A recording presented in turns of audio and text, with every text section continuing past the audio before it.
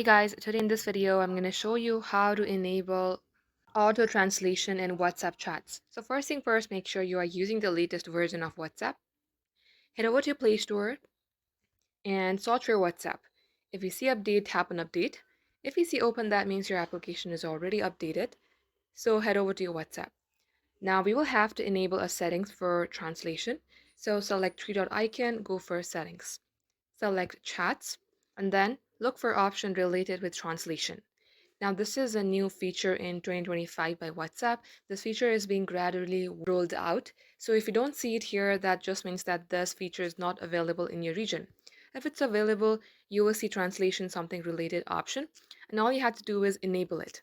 And if you would like to use it, you can simply long tap onto the chat, and once done, you will see the option of translation, and all you have to do is tap it.